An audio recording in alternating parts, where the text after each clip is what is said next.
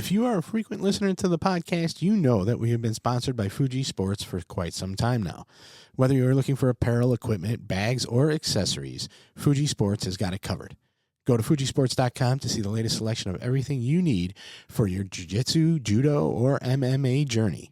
That's Fujisports.com. Let me take a minute to tell you about RŌL TV. If you're looking to take your Jiu-Jitsu to the next level and supplement your BJJ education, then RŌL TV has you covered. RŌLAcademy.tv has over 1,500 videos covering individual techniques, positions, and concepts, including seminars and workshops with top-level competitors and instructors like Chris Wojcik, Robert Drysdale, Aaron Hurley, Emily Kwok, and more. Whether you are a beginner or a more advanced student, RŌL TV is the online platform that can take your jiu-jitsu to the next level. What's up, everyone, and welcome back. If you haven't already, please hit the like, share, subscribe, download, listen, and whatever other button there is, and leave a review wherever you do listen. This makes sure that we can continue bringing you the amazing guests and content that you've come to expect.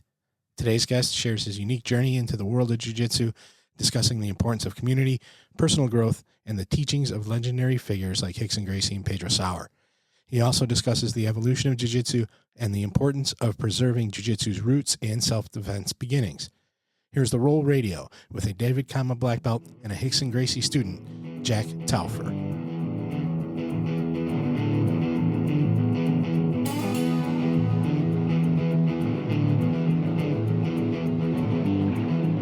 Welcome to RŌL Radio.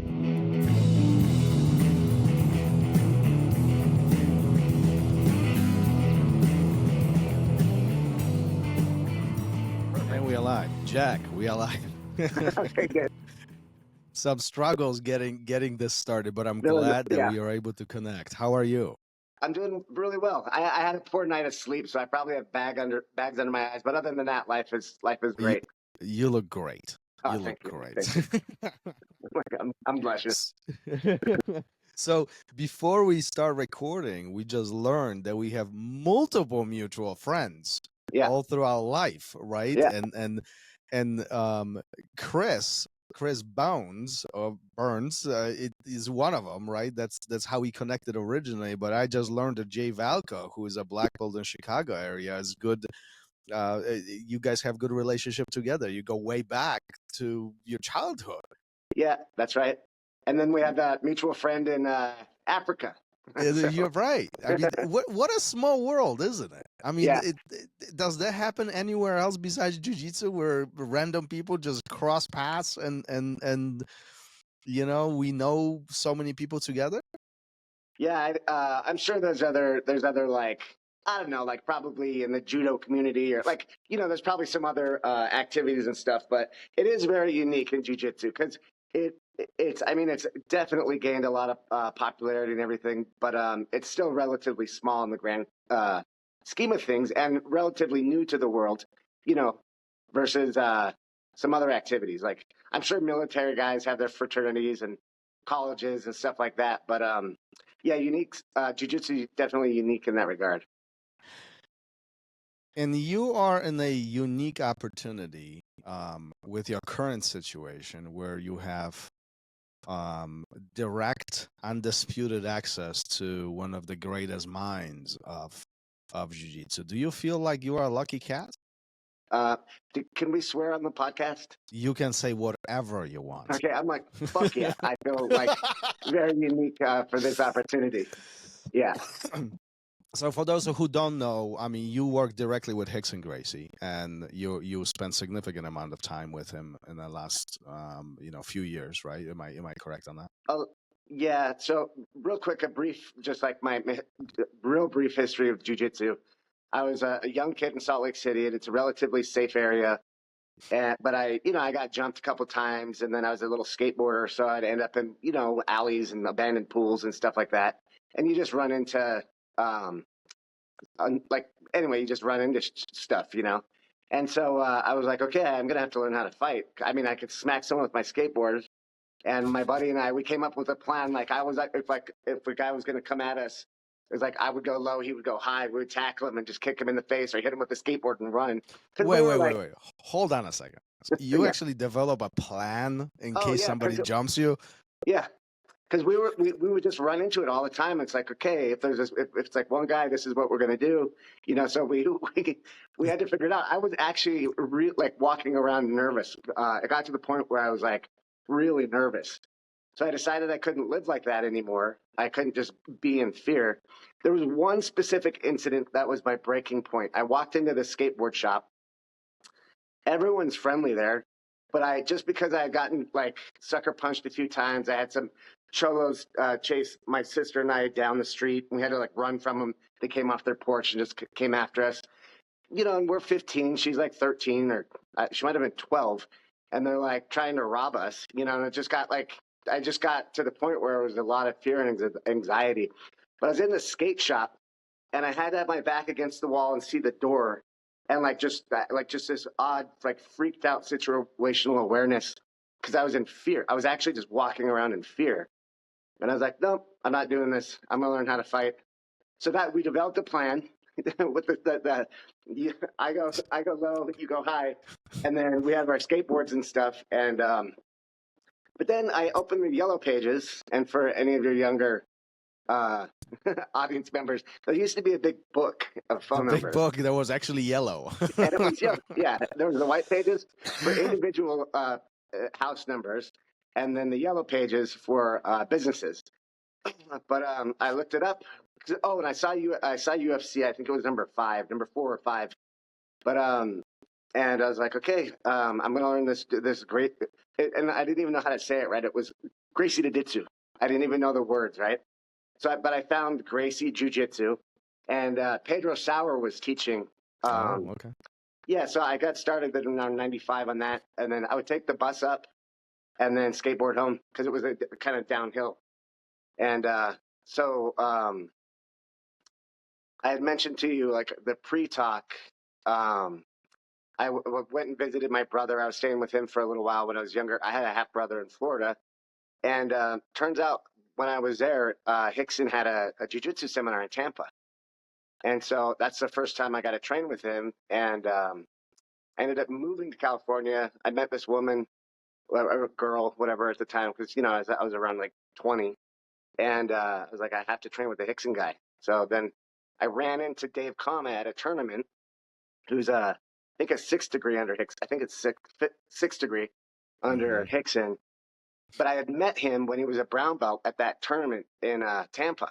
But I looked to I just happened to look over, and the guy sitting next to me was Dave Kama. I was like, give me your phone number. And so I'm like, I'm training with you. So do you know who he is at that time? Well, yeah, I knew he was I thought he was a Rickson, still a brown belt. But he was the main instructor in Laguna Niguel, Rickson Gracie, Laguna Niguel. That's about an hour south of his main, like the old academy. But but I didn't know who he was until I met him at the tournament, or I mean the seminar in Tampa in '95. Yeah, so it was just like shit just lined up. Yeah, I mean, it feels like, as I'm listening to this, like right place at the right time. Yeah, it just on accident just worked out. So yeah, it was fucking awesome. Well, hold on. So let's rewind a little bit, because there's a lot of little like stories all throughout this thing, and you'd like summarize this in literally like a minute and a half. So there's a lot of stories. Yeah. So first of all, let's go back to the skateboarding thing. Okay. You guys are developing a system here, okay, and it seems like a comprehensive system of teamwork here.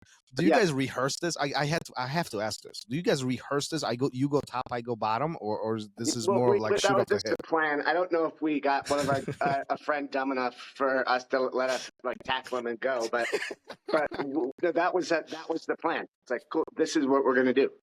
So, but this had to be a serious enough where you guys you actually spend time and you think about this. Yeah, as a teenager, because you're a teenager, right? At that point, yeah, how old are you? I was 15, so 1995. 50. Yeah. So, or actually, maybe it started around 14, 13. But up to about 95 when I started. But you spend time to really think about this. Like, we need to do something about this. We cannot just, brainlessly be walking around and continue getting bullied or shoved around. Like, you guys actually spend time. So this has to be a serious in your mind. Yeah. So just like a few incidents. I was at my friend's. It was kind of a city, kind of like, I don't know, about a 40-minute drive from where I was living. It was a city called Heber City, which is it's like a 40-minute drive, kind of in the mountains outside of Salt Lake City. Went to my friend's school dance with him. Out of nowhere, someone punches me in the back of the head, picks me up and throws me. I turn around and it's just a bunch of kids dancing and stuff. So that was not fun. I had these Mexican guys. They just happened to be Mexican, but like they got off there was three much older Mexican guys that started running after me and my sister. And we were running it, and they were probably just, messing with us. But that happened, and I thought I was going to get robbed. And then my buddy and I were walking back from the grocery store one time, and same thing. These guys came off the porch, and I got fucking sucker punched. And so I was just, for whatever reason, I was like a magnet for this shit. I think it was just, I don't know. It's help me understand. Is this a circumstance of bad neighborhood, or this is circumstance of just bad luck, or like how do you? Probably bad luck. Plus, back then, the skateboarders dressed very similar to kind of like the huge baggy pants. The only way you could tell sometimes if someone was a gangster or like a tagger, street artist sort of guy, was actually the shoes. If they had Airwalks on, they were a skater. If they had Puma or Nikes on, they were a cholo. Or like a gangster. They were like a thug or whatever, or living that lifestyle. But so maybe it was partially that. I mean, the area is Salt Lake City is like relatively safe. I mean, especially back then, we never locked our back door or our front door. Like, it was just like go out and play at the park. Just typical 80s and 90s stuff, which nobody would do right now. The fact, like, if you had a kid and they don't have a cell phone, you'd freak out. You know what I mean? Yeah. But you did back then. It was just like, hey, come home, but when the street lights turn on, that so that was kind of like. It was safe, but so that lifestyle and just the fact that we were like just in dodgy areas at times. So and then that would be partially it because we're in abandoned pools and alleys and stuff like that. Yeah. So you just run into fucking dirtbags every now and again. So through these circumstances, these events that occurred, you are thinking, listen, I need to learn something how to deal with these situations. And yeah. Through Yellow Pages and all these selections, you choose Jiu-Jitsu. Do you know what Jiu-Jitsu is at that point of time? Like, is this strategically, this is what I'm gonna do, or this is just a randomness of just what you found? So I saw UFC. My cousin Steve, he grew up around martial arts, had a fascination with it and all that stuff. And he's a fair amount older than me. I think probably 13, 15 years older. He's like, hey, you gotta see this. I got this VHS tape. We gotta watch this UFC. This family, they've been fighting since the 20s in Brazil. They've never lost. I was like, oh, okay. So I watched it, and it was Hoist getting his ass kicked by Ken Shamrock, but the size difference and steroids and not steroids and all that stuff. But he survived. But he had won all the. I think at that point he's probably won up to like 15 different, 15 fights and was a champion for 1, 2, 3, 4. Yeah. And then it was a super fight in that one. So it was different rule sets and all that. So yeah, that's when I decided. Oh, and then there was a news thing I saw, Fox News 11 or 13 or whatever it was. But they were talking about the UFC and this guy, it's like the best martial art, this family from Brazil. So I saw There's two things, and I was like, cool, Yellow Pages. But I actually didn't go to Pedro's the first time. I ended up going to a guy named Walt Bayless. And he's like, so I don't know if you know him, but old school guy. But I walked in there and I was like, oh, this is not the Gracies. So I didn't know the difference between Bayless Jiu-Jitsu and Gracie Jiu-Jitsu. It was just, they had the word Jiu-Jitsu in it. But then I went to Pedro's and I'm like, this is what I was looking for. So what's walk me through that first day. You walk into Pedro's, you step on the mats. What's your expectations? What's going through your mind? Because at that point you're still a young man, right? I mean... Yeah, and so I actually found it through another just random thing. This guy, forget his name right now, but he was, I think, a blue belt or a purple belt at the. I think he was a blue belt. He was like, "Oh, I can teach you. Just you come over to my place, and then, I'll show you some stuff." So I actually did a couple of lessons with that guy first, and then I was like, I want his instructor. I want like the top guy. And so when I went in to go see Pedro, I saved up an allowance. I think I forget how long or how much a private was. But it's funny. I didn't tell my parents. There didn't sign a waiver. It was just kind of like rough and tumble. Like, hey, let's just get in here and do whatever. So it was at a gymnastics studio, and then I talked to him, and Pedro was so polite, and he was just so like, hey, before I called, he was like, okay, my friend. I think like, okay, my friend, yes, come on in. We can do a lesson. It's this amount. So I showed up, and he was just like, okay, so if I sit on your chest, it was a typical Gracie Jiu-Jitsu lesson number 1, how to escape the mount. What do you do? And so I went over that with him, and he just made me feel comfortable. But there were some animals in there. And back then, Jiu-Jitsu wasn't, there wasn't the IBJJF, there wasn't tournaments. Nobody cared about that. They wanted to learn how to fight. So it had that vibe. And that was kind of like my initial intro.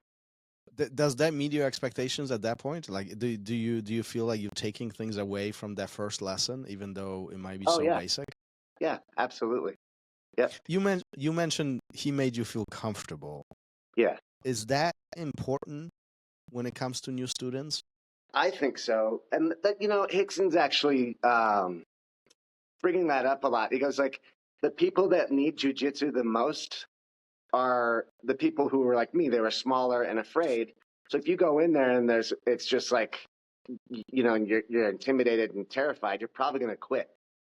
So just that welcoming environment. Hey, it's a safe spot here. We're all on the same team. We're friends. Like we're working to help each other get better. We're not in here trying to beat each other up.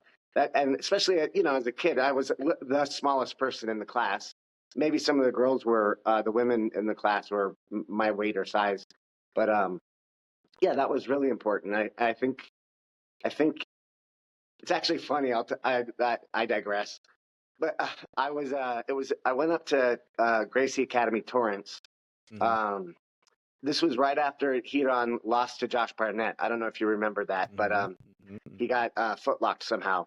Mm-hmm. And so right before everyone starts to roll, Hiron This is the old location, right? No. This was not their current one, but the one that they had right before their newest, current one. Yeah.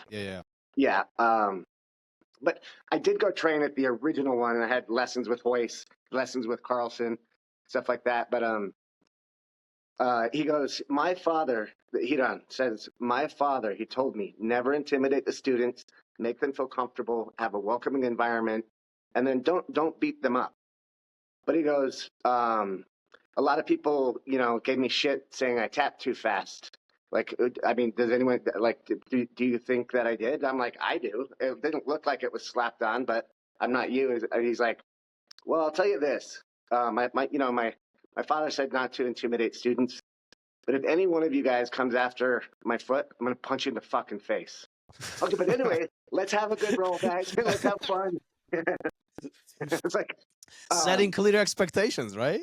Totally, yeah. And, but I forget where I was before that. Just training with Pedro and feeling welcome and having that situation. I do think it's important. Yeah. Yeah. And it's like the tough guys. Like, you get a D1 wrestler. They're like, I want it to be fucking rough. I want it to be mean and fuck you. Mm-hmm. You know what I mean? So, but those are the guys that need jiu-jitsu. It was kids like me. You know what I mean?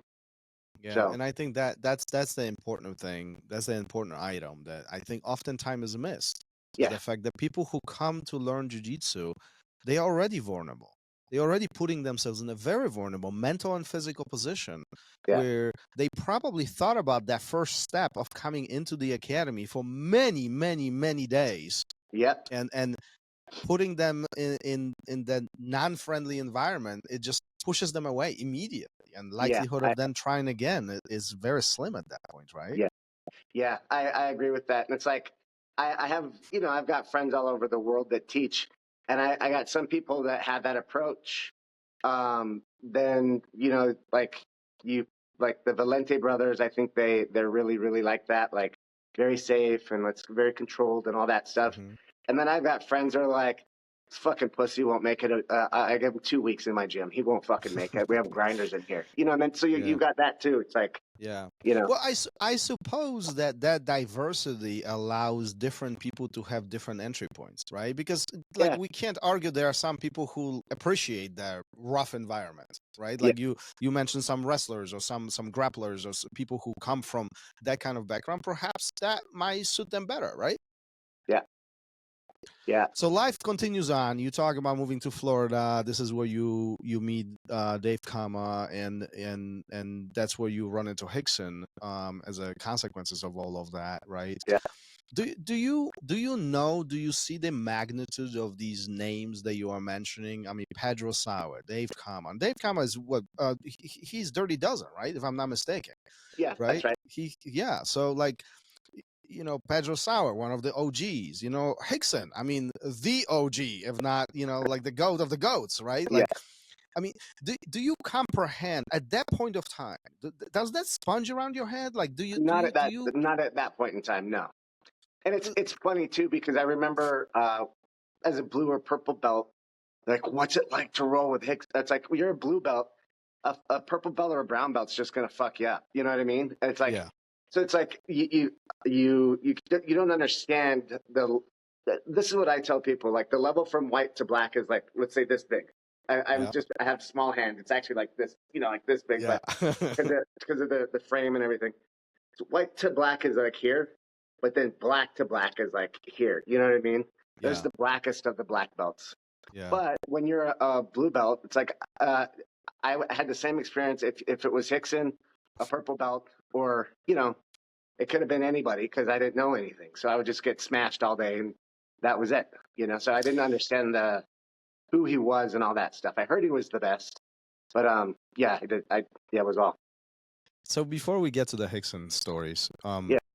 it's layers to all of this, isn't it? Like for somebody who doesn't train at all, a blue belt probably will mop the floor with them. I mean, completely demolish them. And yet, Yeah. blue belt is just the first milestone, right? Exactly. Yeah. And then you get to the black, and there's layers to the black. Yeah. Like, then you have like so in a Marcelo big Garcia. perspective, Yeah, exactly. like there's layers to all this, right? Yeah. How do you feel now, today, as far as those layers are concerned? Do you feel like you're making a dent personally, like reflecting on yourself, being on the mat for so many years? Like, do you What feel do you mean that making a dent? What do you mean by that? like if we look at that scale, right? We look at that. I know nothing. I know something. Then obviously we get a black belt, and then there's layers to black belt, and then there's Rickson level, and all these OGs over there, right? Like, do you feel like you have accomplished for you personally some of the goals that you have set for yourself as a teenager, as a 15-year-old? I mean, that was the whole idea here, right? I want to learn this to have this comprehension of how to behave in these environments, in these situations. So now, decades later, do you feel like you have achieved that? Do you feel like you made a dent into your mission? Oh yeah, definitely.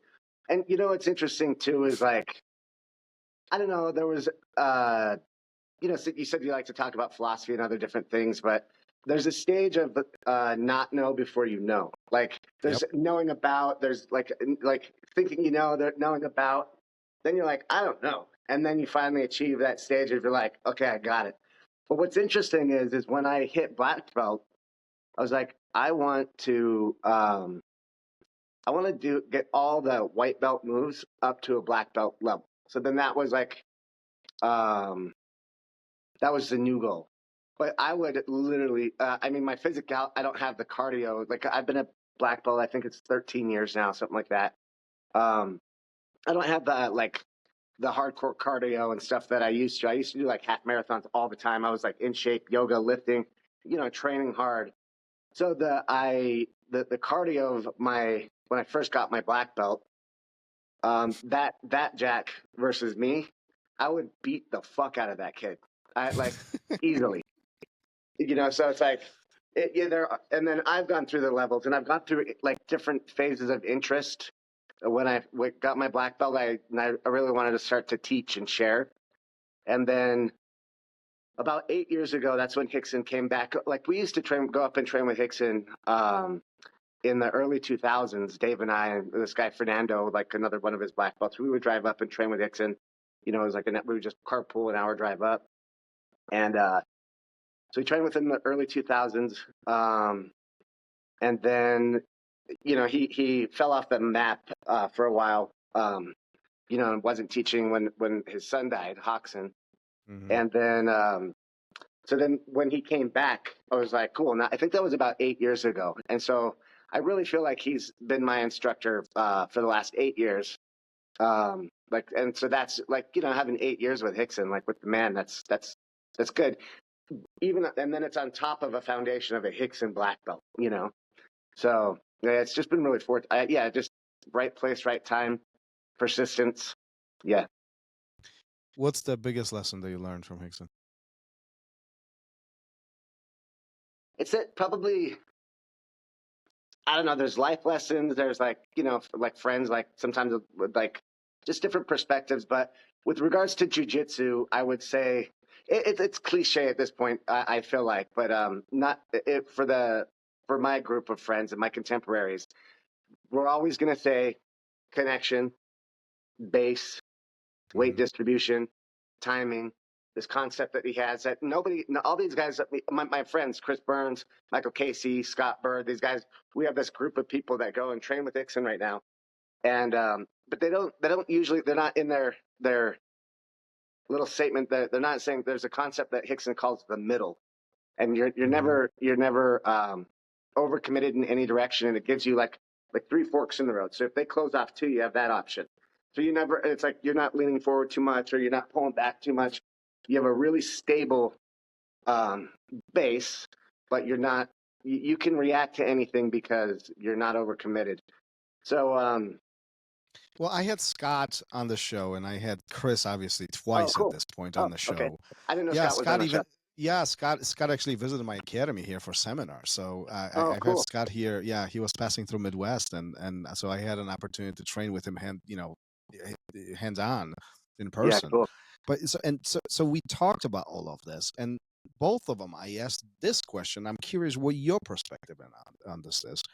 If this is so simple, what it boils down to these very simplistic thoughts of balance, managing the space, and balance distribution or weight distribution and connection. Mm-hmm. Why is jiu-jitsu so complicated? Why people have a hard time with this? The reason it's complicated is because you don't know those things.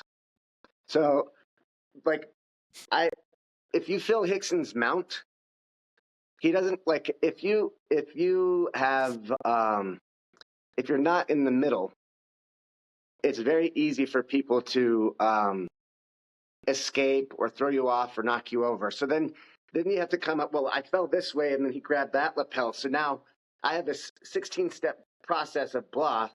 I was like, yeah, or like even like this is a perfect example. You've probably seen Rickson, how he does posture in the guard, where he engages his hips, and like he doesn't get broken down. And if he does, there's a really easy solution to it. But if you don't have posture in the guard, then you get caught up in all the other stuff. So that's where you have to come up with like 800-step systems. Well, if they did that, then I'm going to go there. But then he might do this, and then and that's always going to happen. But it's like, yeah, but if you just didn't fucking fall over in the first place, life would be so much easier. But then again, I'm going to ask the same question. Why is this so complicated? Why us as humans, and everybody does this, like everybody does this. Why do we go into these 800-step systems and all these questions, what if, and have answers for 50 billion actions that my partner might be doing versus just focusing on the simplicity of posture? Yeah. My buddy, I have a friend, do you know, I just went blank, Matt Kirtley. Do you know Matt Kirtley? Yeah, I've heard of him. Yes. Oh, okay. So I was like, oh shit, we have another mutual friend. But yeah, Matt was like, Jack, I don't drink. I don't go out to bars. I don't know if he's still married or not, but he's like, I'm married. I haven't talked to him in a couple of years. But he's like, I do jujitsu to geek out and have fun. And I like that I'm not there to fight. I'm not there for blah. That's not my purpose for jujitsu. So, and I think part of that is the time period where we started. Because I wanted to learn it for self defense. He wanted like a cool fucking thing to do with some friends. That's like a healthy environment, you know. Yeah. It's like it's better. He's like, I don't want to just lift weights. It's boring. But so for him, the path that he took is right for him because he wants to get complicated and develop all that stuff. And there are so many different, especially now. I mean, more than ever, sport's been around for a long time. It's bigger.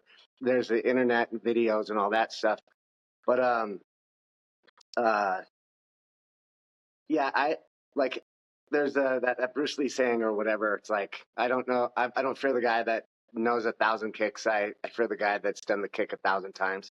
Yeah. That sort of thing. And so Rickson has that philosophy too. He's like what's that guy's name?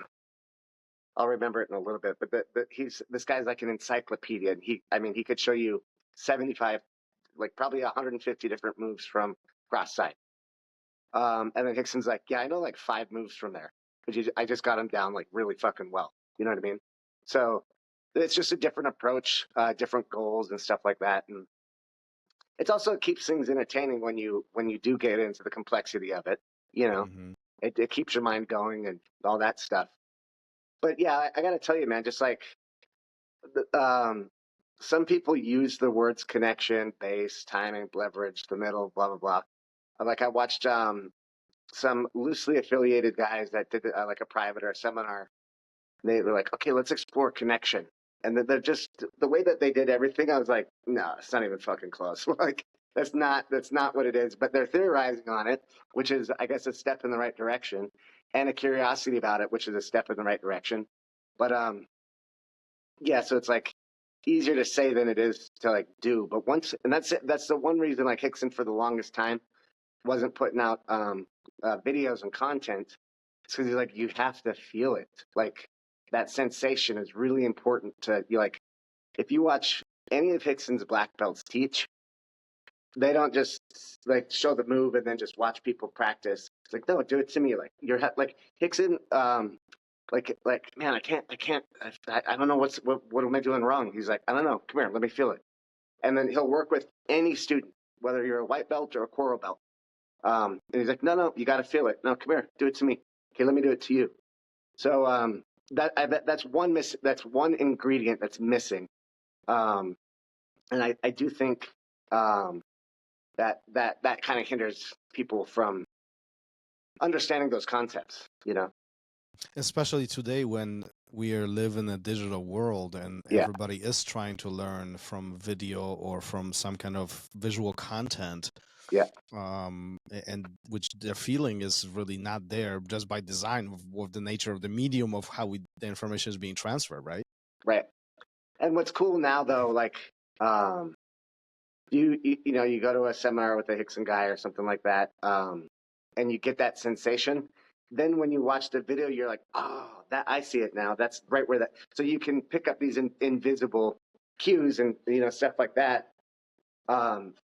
So I mean, I don't think it's impossible to communicate it, but via digital, it's not impossible. And you know, some people are more articulate than others, you know, and things like that. But yeah, it's just like a difference. It's just kinetic. You know what I mean? It's just yeah. So what's your plan, Jack, for all of this? You've been with Rickson or learning from Rickson for 8 years. What's the objective here? Like, are you trying to just deplete everything that Rickson has to offer and really take it on and really master all of the skills that you can, or are you taking opportunities here, or what's the plan here? Well, that's a good question. I probably don't have I probably haven't answered that for myself exactly, but you know, it's like I don't know what I don't know, and it's like you get in the room with Rickson and he's like, no, this, and it's like, oh. He did this one thing on a clinch.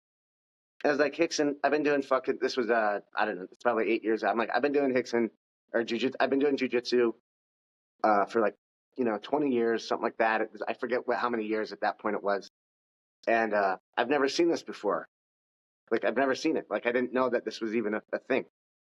And he's like, yeah, I've been thinking about connection and stuff more recently, and I figured this out. And then another time he's like, Jack, I was watching the UFC, and they got in this situation, and I was trying to think, what would I do in that situation? And he's like, what would you do? And I was like, I'd probably like this. He goes, could I show you what I think is right? I was like, sure. And then he showed me, and he's like, I think this is probably the best way to handle it. So you're never going to know it all, and then things develop and change, and then stuff like that. But actually, one of the most profound things recently that he's gone over with, it was me, Chris, Scott, and Michael Casey. He basically just said, like, just because Rickson says it doesn't mean it's like the absolute answer. He's like, but I want you to understand these concepts and then develop your jiu-jitsu. He's like, there's new moves now, there's new setups and all that stuff, but you can find solutions to them if you understand these concepts. So it's kind of like the bedrock that even the basics and the white belt moves and all that stuff are, built upon. That's what Chris was saying when I was talking to him a few weeks back. He said that he doesn't want to necessarily learn Rickson Jiu-Jitsu. He wants to learn from Rickson so he can develop his own Jiu-Jitsu, which I was reflecting on it later, like after the conversation passed and as I was processing with the conversation what we talked about. And I feel like many people don't understand what that means. I feel like many people are like, you are with Rickson. Why wouldn't you just copy everything that he does? I mean, arguably the best fighter of all times ever, the one who has developed so many things, the one who continues impacting things. And you talking about not wanting to learn his stuff. You don't want to be like him. You want to create your own things. Do you feel like that's misunderstood? Well, I feel like that's like, I don't know I didn't watch the interview with you and Chris, so I would like to hear what he said, because Chris is fucking anal about it's like this. Like, what are you doing? And then he swears a lot and he's funny, but I know. he's like this. So he really does, like, because Rickson said it. That is why he's doing it. But then Rickson just wanted us to know that, like, hey, you guys can figure shit out, because like there wasn't Baron Bolo, X amount of years ago. So then it's like, okay, well, how do I use my weight distribution to stop that? Or how can I, so people are coming up with new stuff all the time. So that was what I personally took away from that conversation, because Chris and I were in the room at the same time, at the same place, with the same guy, Rickson, and that's what I feel like. I'm sure Chris would want to say, not necessarily like, I don't want to learn Rickson's shit, because it's stuff that Rickson has already figured out. Good. Get as much of that as you can. And then from those principles, when new things arrive or you come up with new solutions, that's cool too, So Do you most feel knowledge, I took, I've studied education quite a bit, or just the concept of learning and teaching and stuff like that. And, I've been teaching for a while now, but most knowledge on this planet is you're going to get it secondhand. You know what I mean? And then there's like, we're trying to figure out AI and quantum computers and shit like that. We're going to develop new stuff, but you need to be a good student and learn the principles and figure out or learn the things that people have figured out before you, because that's where most of the knowledge is from, and it's like, I look at Elio had a lifetime of jiu-jitsu, and then Rickson got that body of knowledge and put another lifetime on top of it and figured stuff out. So it's like, you know what I mean? I don't know if that made. No. This is awesome. This is amazing. How long you've been on the mat total? I think 29 years. 29 years. Do Yeah, you from consider yourself 95, I think. Yeah. Do you consider yourself a student or an instructor? Both. How is that possible? Let me challenge that for a second. Well, just on that principle, it's like, I definitely have the capacity, the ability, the affinity, and the passion for teaching. And so in that regard, I teach seminars all over the world. You know, I don't want to have the headache of an academy, which is probably selfish, but I do like teaching. So I do a lot of privates and I do a lot of seminars. So in that regard, I'm an instructor, you know, and I'm going to learn. I go train with Rickson, and I'm like, fuck, why didn't I know that? You know what I mean? It's like I do feel like I've gotten quite a bit of his jujitsu, and I can teach it well. And but then there's stuff where I'm just like, fuck, I've never seen that before. Like, oh, that was a detail I missed. And then here's another thing: is it's just funny. My buddy Scott Kahn. So anyway, see that photo in the back? It's funny because when we were talking earlier, I think you looked at it, and it's a kind of a scandalous photo, but it's not pornography or anything like that. But it's a sexy photo. But my buddy Scott Kahn gave that to me, and he's a black belt. He's, you know, an actor and whatever. But we went up and did a private with Rickson at his house, and Rickson's house. And Rickson was like, "Do you guys need to warm up?" I'm like, "No, I'm good." And then Scott's like, "No, I'm good." And he's like, "Okay, so let's." I forget what it was. Okay, we're gonna work on guard passing. And then Scott and I looked at each other like, "Oh, this is gonna fucking turn up fast." So like, you know what? Let's warm up a little bit. And dude, this was so embarrassing.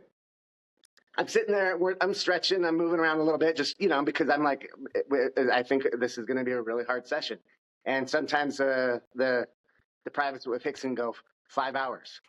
So I'm like, all right, yeah, let's warm up. And I'm sitting there and I'm trying to stretch my back a little bit, and I fucking pop a rib out.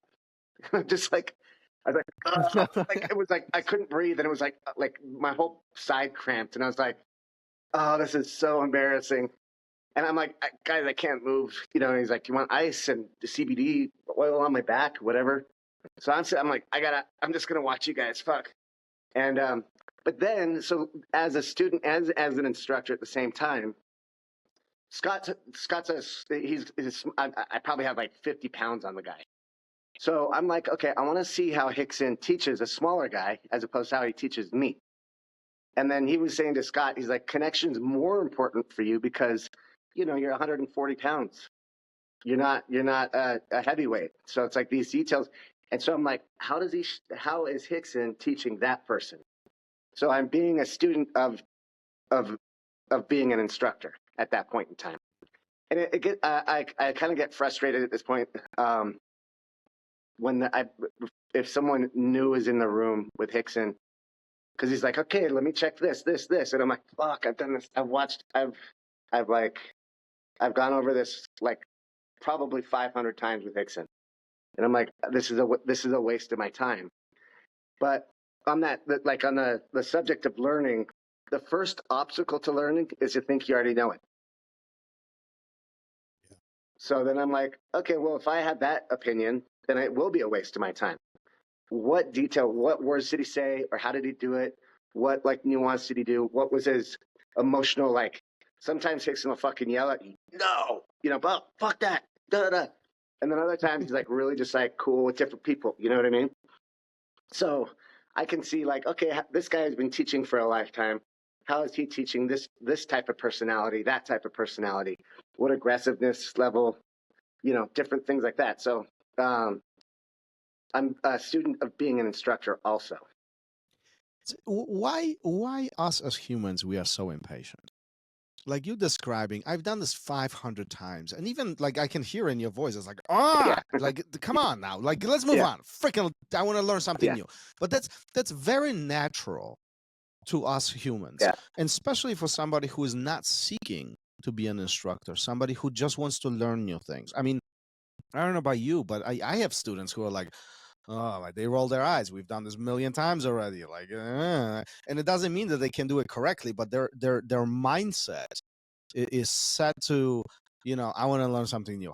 How come we always gravitate towards the shiny object, to these new things? Like Berimbolo is more popular than you know, escaping a mount. Right. You know, flying triangle is more popular than understanding how our arm, you know, hinges. Yeah. Like why we are so smart and so stupid at the same time? Yeah, it's a good point, and I wish I knew the answer to that. But I mean, I think it's more apparent when you do something that you hadn't seen before. You're like, oh, no, okay, now I know this much more than I used to, as opposed to like, you get a few of these guys, like you get Roger Gracie. He's gonna foot sweep you. He's gonna pass your guard. He's gonna mount you, and he's gonna cross collar choke you. So, it's like that's a white belt move, but done at the most elite level. So it's like I have that conversation kind of frequently with students. It's like, okay, but you can still learn more, and you can figure out different body styles. There's like, I have those phrases, like there's another one. The first thing is you have to duplicate what the instructor is showing you. Like if I say apple and you're like, yeah, fruit, I get it. Yeah, like fruits. No, you didn't duplicate in your mind what I was communicating. So apple, like, oh yeah, like all the ones. No, I'm sorry. Red apple, like Honeycrisp, whatever the fuck, I don't know the names of the apples, or like, that. It's like, okay, I got that. So once you duplicate, first you have to duplicate it, and then after that you can understand it, like actually truly understand it. Like when you're reading through a page and there's a few words there that you don't know, you make up your own definition. Did you actually duplicate what the author was trying to tell you? No, you didn't. Yeah. So you've got to look up those words and go, oh, this is what that means in that context. Got it. Now I understand it. And then after you have understanding, then you can develop judgment. And so for jiu-jitsu, it's like, here's the arm bar. It's like, make sure this is like this and this and this. And the white belt student doesn't duplicate it. They didn't get it. But then they tighten up and they get it better and better and better. And then you're like, okay, now I understand the arm bar. I understand the mechanics. I get that. And then after that, it's like, there was a seminar with Hoyler, and the way he explained it was just funny.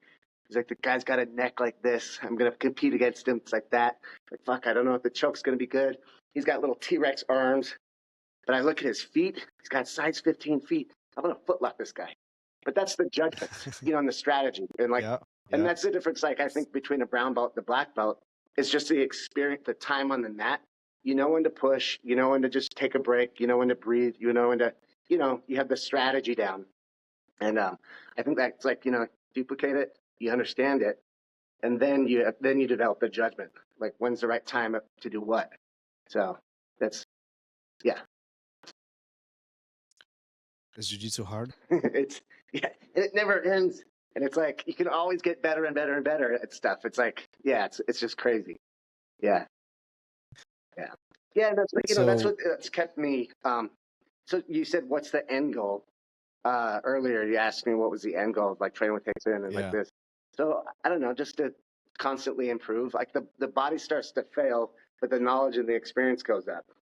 So it's like, you at some point in time, you got to pick and choose your battles or what you want to do. Like, I'm not interested in competing right now. I mean, I think about it every now and again, but I like to just go in and roll and have, like, sometimes I have like my easy days. Sometimes I like my hard days, like anyone else. What's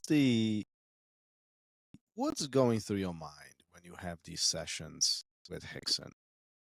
Like, again, we talked about this at the beginning. Many would give up a lot to be in your shoes.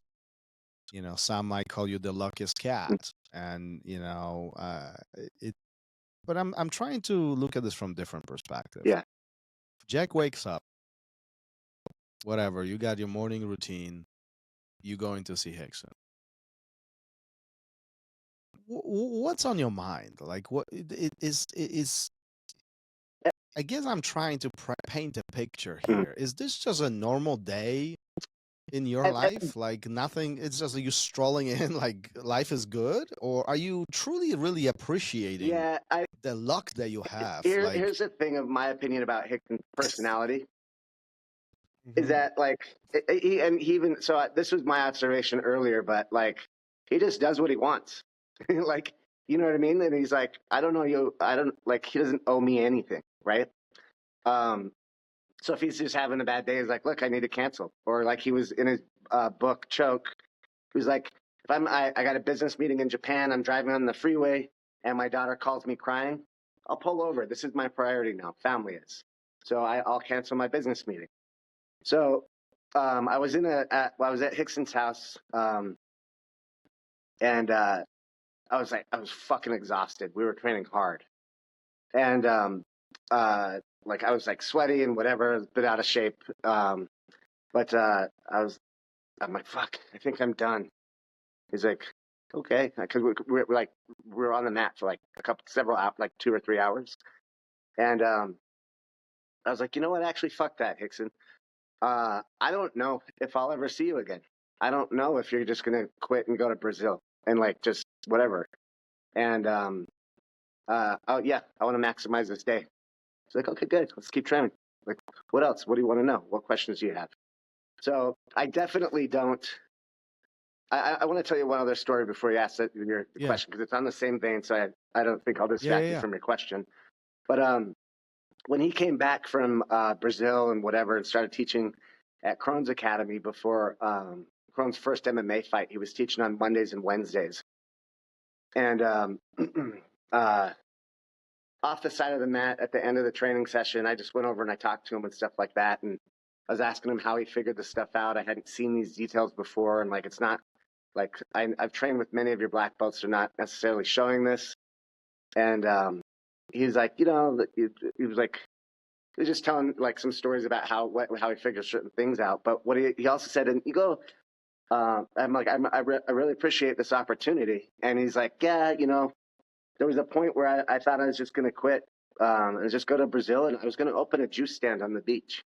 And I was like, okay, Rickson. And he's like, no, I was actually considering just going and opening a juice stand on the beach. And I was like, oh, fuck. Wait a minute. So he literally, he could just decide like, yeah, I'm over it. Or like, I don't want to teach anymore. I'm like, how is this possible? I mean, arguably, you know him, better than, well, you know him better than most. I mean, you hang out with him. He's got very close friends, and I'm like, I get that. But you have an insight. How is it possible that somebody who has such a vast knowledge of Jiu-Jitsu and something that is so popular and growing so fast says, fuck it, I'm done with this. I'm just gonna go and do a fruit stand at the beach. How is that? Like, I don't know. I think, do you wrap your mind around this? Yeah, like, I mean, you got to do what's right for you at that time. You know what I mean? It's like, he's got Parkinson's. That's a factor. He's got herniated discs. That's a factor. One time I had a conversation with him, and he's like, Jack, sometimes people criticize me for not having a big team like Gracie Maita or like Alliance or like Checkmat, whatever. He's like, but dude, I did that. Like in Brazil, I had the top gi players, the top no gi players. I had the top MMA fighters. And then he's like, and then I had the wild motherfuckers in the streets. He's like, I had it. I've done it. But I think now he's seeing kind of the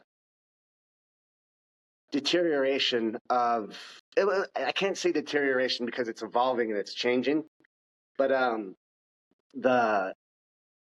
the self-defense aspect of it is definitely not emphasized anymore. And I think that's what was really important to him, and that was my purpose for starting too. So I think we're in alignment with regards to that. Same with Chris Burns and everyone else, and like the crew.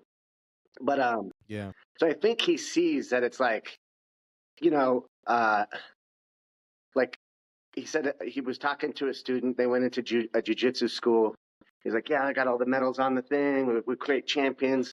He's like, well, I'm here for self-defense. And the black belt goes, we probably should go to Krav Maga. And I was like, that's not the jiu-jitsu I learned. Like my jiu-jitsu is self-defense.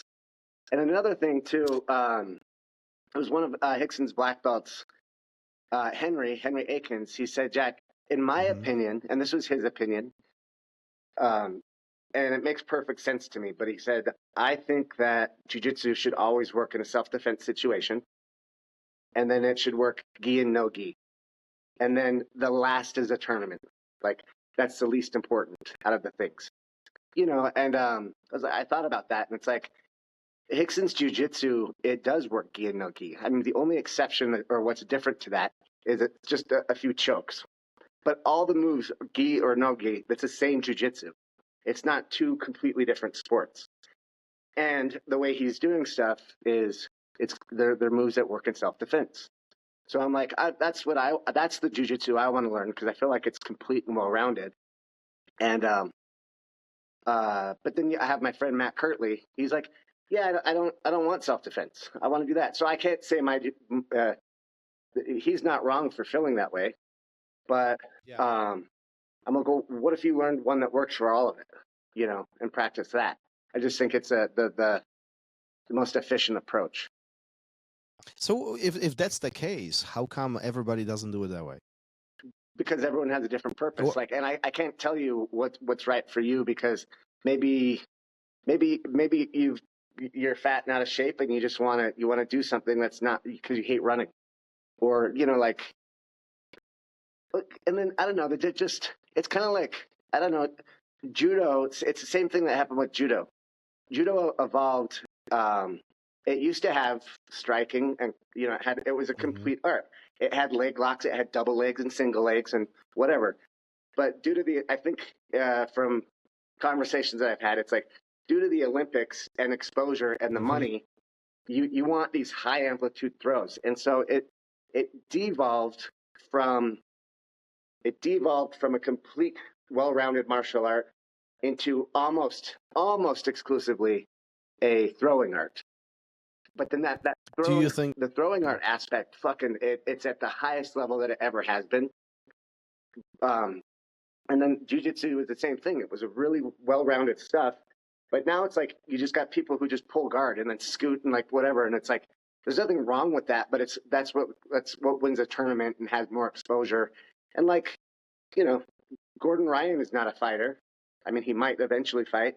So he wants his jiu-jitsu to win tournaments, and I don't know how many millions of dollars that guy's making due to his success in that, so. Do you feel like jiu-jitsu is at some point going to convert in something similar to what you're describing with judo, meaning I think it will evolve to the point it has? Yeah. So with that being said, do you feel like the traditional art of jiu-jitsu is disappearing or dissolving? The traditional art, oh, absolutely. But it's like it's devolved, but it also is highly evolved. It just morphed into a different art, So with that being said, self-defense is so important to you. You've said that many times during this conversation. This is your focal point. This is not only why you started, but why you're continuing doing, why you're refining things, why you're learning from the best. Do you feel that you are the ambassador of self-defense? No. Oh, no. Well, so hold on. You said the ambassador. Yeah. Okay, an ambassador. I think that word's a little too strong for my comfort level. Okay. Actually, I probably need to look it up because I'm like, I don't know. Fine. Do you represent the art of jiu-jitsu? Yes. I'm not the Rickson Gracie. I'm not the Gordon Ryan. I'm not the Marcel Garcia. No, but yeah, no, I definitely represent jiu-jitsu. And then yeah. Do you feel if we ignore the self-defense aspect of it, in a sense, as you are training, as you train, as you describing it, the importance of connection, space management, the middle, and so on, that this will dissolve to the point where it will be non-existent and sport will take it over completely? This might not be in our lifetime, but I'm talking about future. There's a few people trying to preserve it, and I think that's actually when you asked me earlier why, like, Rickson had that thought, maybe I'll open a juice stand, but I think that that's what's important to him. And so I think that's why he's continuing to teach a lot, so yeah, I do think that that's highly possible. But then you have people like, the crew that I have, you got like, Rickson actually just recently, I mean, he said it to me a few times, but that he feels like, he's like, a lot of my black belts don't even teach my jiu-jitsu anymore because they're into the tournaments and the running academy. And all that stuff. So yeah, it's a high possibility that that could be completely lost. But then you have Gracie Torrance, you've got the Valente brothers, you've got Rickson guys, you got Carlson Gracie guys, you get like some intense people out there that I don't know. I don't know. I think there's enough people that want to preserve it that it will be around, but it might turn into like, I'm afraid that it's going to turn into a traditional martial art. And actually, on that's one thing too, Rickson. It's like a lot of the schools that I've visited, they'll go over a headlock defense or like the standing neck grab. Oh, so that's a perfect example. Rickson goes, okay, Jack, I do this. I'm like, okay, I bend down like that. And he goes, okay, you know the move? I go, yeah. And he fucking lunges at me. He grabs my throat. He starts thrashing me. He pushes me into the wall. He's like, that was one example. He's like, and this is in a private, and I'm comfortable with him. So I wasn't this, I was an adult and been training. I was a black belt at the time. But he's like, okay, maybe we can improve it. Then another time, I was like, Rickson. He proved you wrong. Huh? Yeah. Well, he's like, okay, you know the body mechanics, but do you know the move? So people don't train the self-defense moves. Like if you and I roll, we're not going to go 100%. We might for moments. But like when I'm going for an armbar, you're like, fuck that. No. But when we do these katas, it's like, here, okay, good. Oh, it's like, okay, beautiful. You're right. Yeah. So you are right. I mean, that's very visible everywhere. Yeah, everywhere. Like except for we're trying to learn self-defense, but we are really not creating any threatening situation whatsoever. Right. So how is this self-defense? Exactly. Yeah. It's just it's a muscle exercise. And then I won't mention the names, but there was 5 coral belts at a Rickson seminar. And after the seminar, he pulled them off to the side, and they're fucking OG, like they're legit. And he goes, okay, I do this. I grab you from behind. It's like, yeah, that, and we throw him over, right? He goes, okay, do it. And then he's like, go, and he engages his hip. He's like, no, go. And they're like, he's like, you don't know the move. And he did it to all the coral belts. And I off camera, I could tell you their names, but I'm not going to say anything publicly. So it's like, and then with me, same thing. I finally understand, headlock defense. And he was like, oh, yeah? Come here. Do you? Yeah. Dude, that motherfucker, he fucking cranked my head so fucking hard. And we were on the ground. So it was and he's like, it's funny because he never says the word practice correctly. He goes, practice. He goes, Jack, maybe you practice a little bit more. I was like, yeah, I think I need to. Yep. Yeah. But we don't.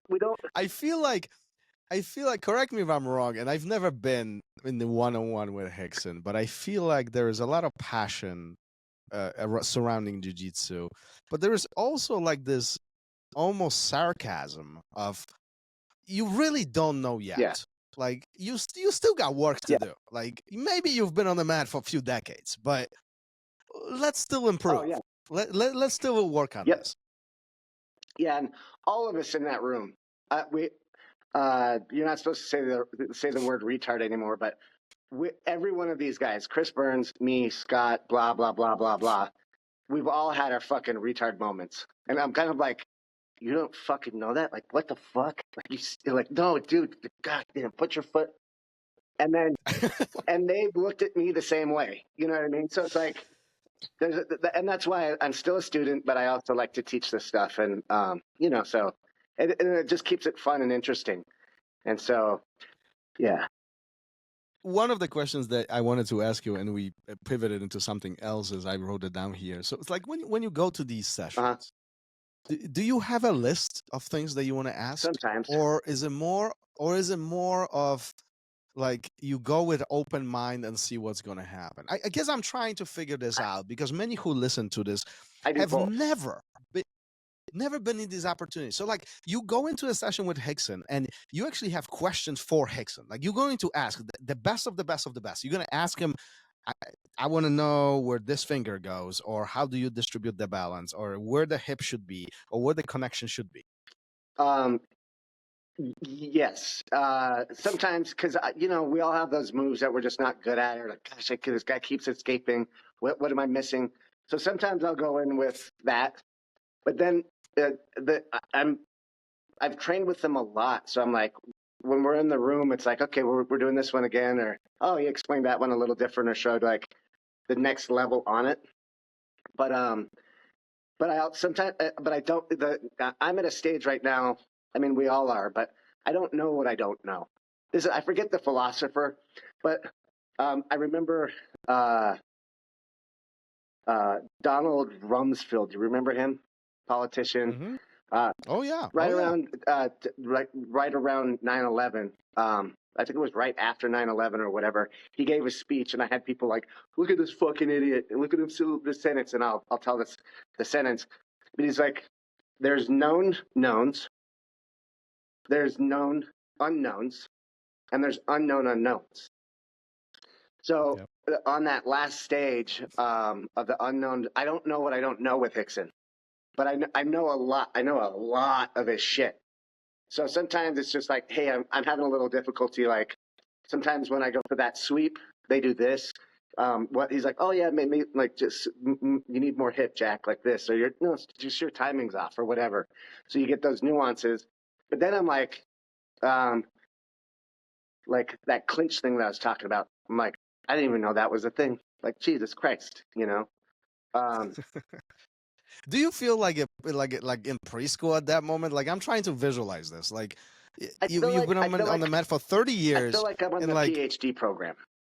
So I feel like coming up, I got through high school, and then I graduated college, or I had my whatever degree. I got a degree, but it's like okay, now, but when I started training with Rickson, I'm like, oh, this is the PhD level. Like, oh fuck, like, okay, this is like at a very, very high level.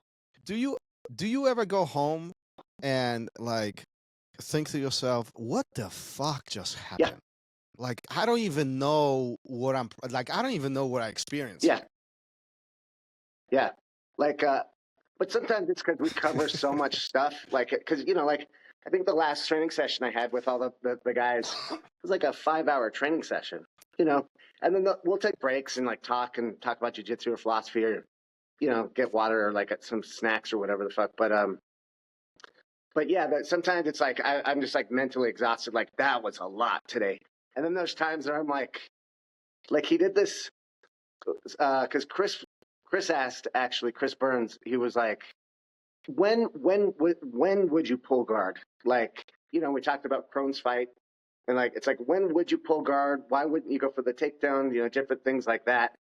And so he's like, and then Rickson more so with us right now is he's focused on teaching us how to teach. And so like a lot of the lessons now are, okay, Jack, show Chris exactly how to do a cross collar choke from mount. Okay, Jack, or like, okay, Chris, teach Jack how to take the back. So a lot of our classes are more about, show him how to do it. Yeah, and then like, hey, kid, so what do you do with this hand? Like, oh, well, that. Or he's like, no, you forgot this detail. It's like, oh, okay, thanks. So that happens. But yeah, so we got into this like pulling guard, how to do it, the right way to do it, and why. And then he did this setup, and I'm like, never seen it. And then he does this other takedown, like, never seen it. Didn't even know that was a thing. Like he ended up having the guy's arm with the gi, and it was almost like on a failed like double leg. But he had because he had that arm when he shot in. The guy maybe sprawled, and so he'll wrap and does like a barrel roll and takes the guy over and ends up on top. And like never seen that before. And then it's funny. I'm not gonna say who, but one of the guys is like, "Dude, I would never do that." And then I swear to God, it was like 3 weeks later. It was an Olympic level wrestler who did that exact same move, and it worked. And he pinned the guy and won the match. And I was like, "It worked at the Olympics." So like, yeah. Well, I feel like you're a lucky cat. I do too. I feel like your life, maybe coincidentally, led you on the path of jiu-jitsu through some of these questionable events or bad events when you were a teenager. Mhm.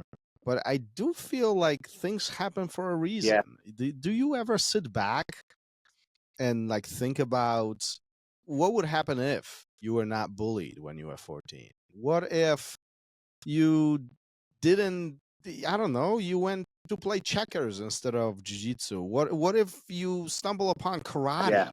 versus jiu-jitsu? What if you never came across, Dave Kama or Rickson in Florida? Like, do you ever reflect on these things? Like, what would you be in your life, and what would Jack? Who would Jack be? No, actually, because no, I don't ponder on that. I am right now though, because I mean, because I lived in Utah, I could have been a snowboarder, could have like really sought after skateboard. I Like, mean, there's so many different things that could happen, but I'm generally try to like be present and like look in the future more so than a lot of reflecting. But no, that's a really good question. Like, I mean, god damn, there's so many things that could have happened or been different, let me rephrase this. Maybe this will make Okay. it easier. Can you even visualize your life without jiu-jitsu today? Not like, I mean, of course, it's like I know so many people that don't do it, so there are so many different ways to live. But I it's such a part of my personality and my beingness and my core that I like. It's really difficult to imagine what it would be like without it. But I have so many friends that don't do jujitsu, so it's like I guess I would be like that. I could have got an office job, I could have. So I don't know, pursued construction. Like, who knows?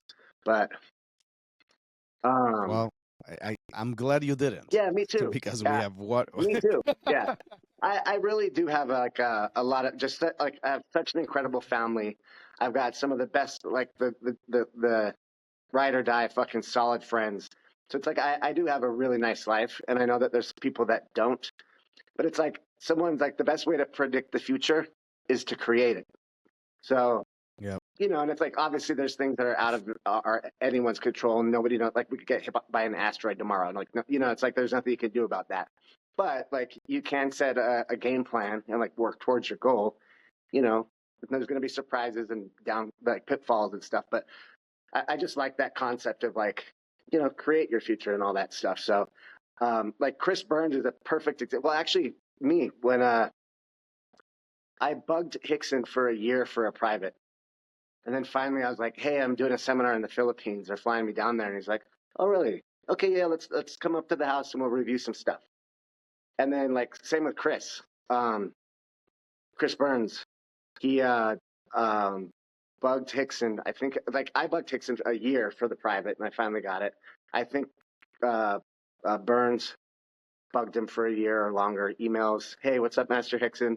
This and that. I'm in Australia. Like, just persistent, and then finally got the opportunity. So it's like it didn't necessarily just fall into my lap, but I was persistent. Yeah.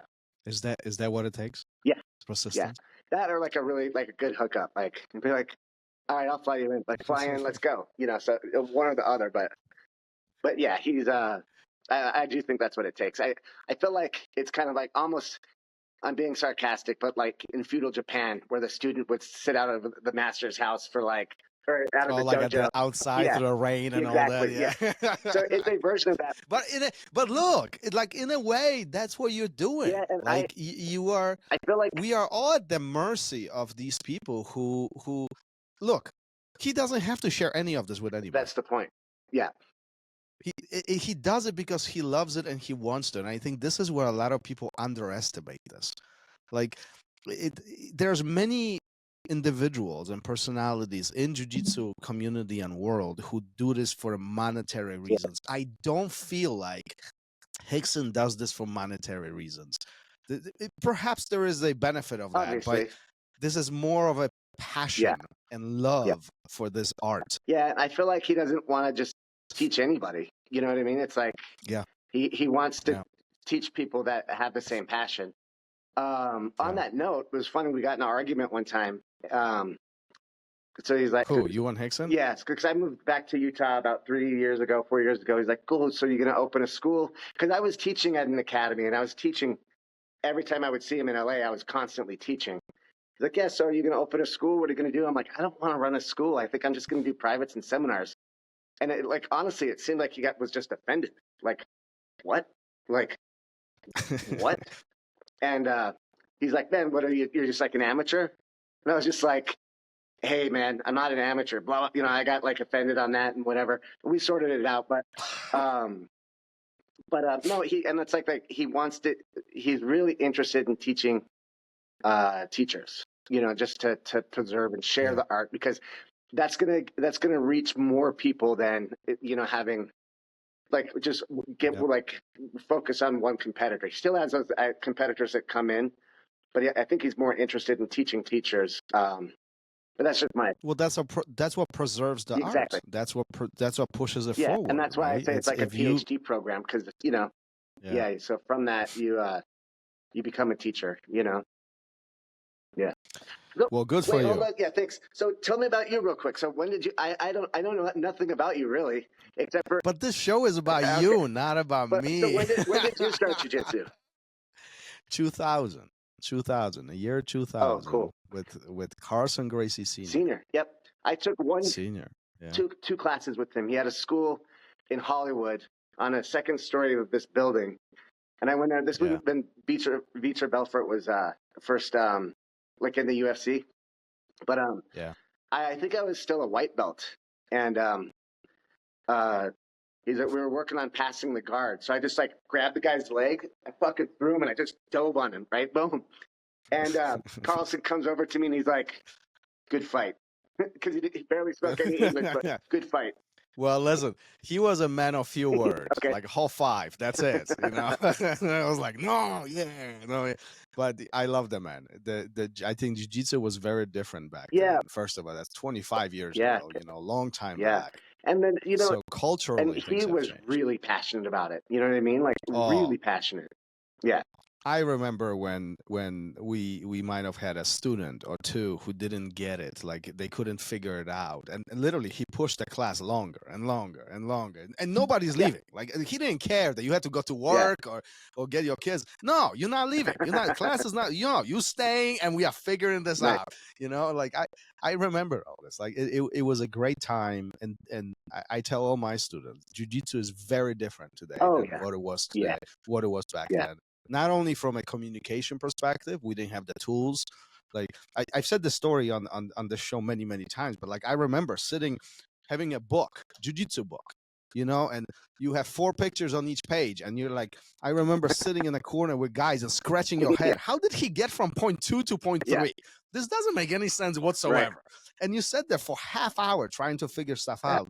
Versus today, that doesn't exist. Everything is very much so presented in our phones. I think the first, very much so accessible. The first iteration of the next level of it. Remember the Gracie Torrents? They actually came out with a DVD, but the way that they filmed it, you could kind of like you could move the bodies around and like get it from different angles. But it was it was like a, I don't know, it was like a computer program.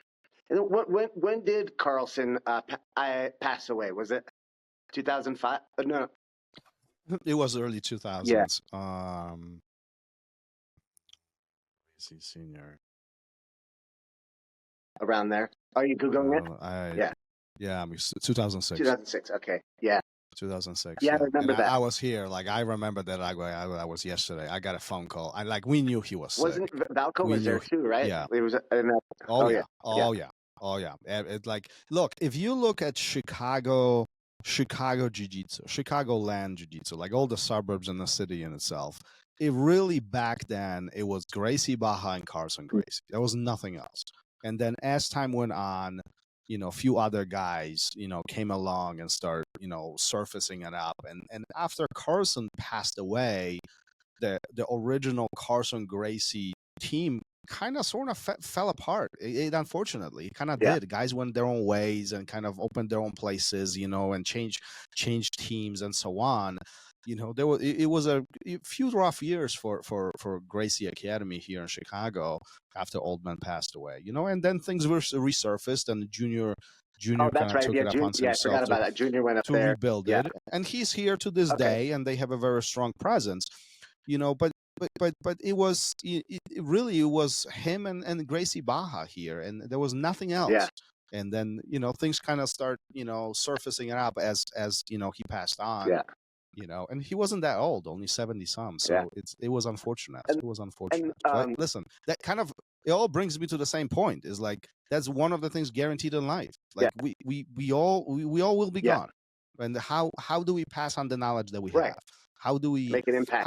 how can we pass that torch to somebody else so they can carry that on, right? I mean, that's what we do, right? This is our job. That's our responsibility, isn't it? Yes. Yeah. And I think, I don't know, I'm 90% sure, but Valco went and with his original instructor, Eduardo de Lima Yes. gave him his black belt. Yeah. Who gave you yours? I got my black belt so right now I'm under Legacy Jiu-Jitsu. Legacy. That's Alberto Crane and Alberto yeah. Crane. Cool. Yeah. Okay. Yeah, I'm very good friends with him. And then what about Mark Bradford? Do you know him? And I do not know Mark Bradford. No. Okay. Is he local or? I don't know if he's in Chicago. I think he's still in LA, but he's a club jiu-jitsu or club.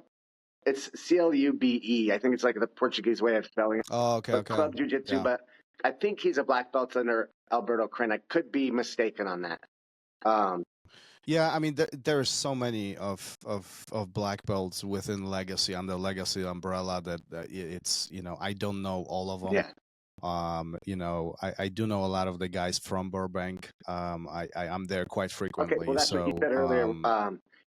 Before we start recording on the podcast, that you're frequently in Los Angeles.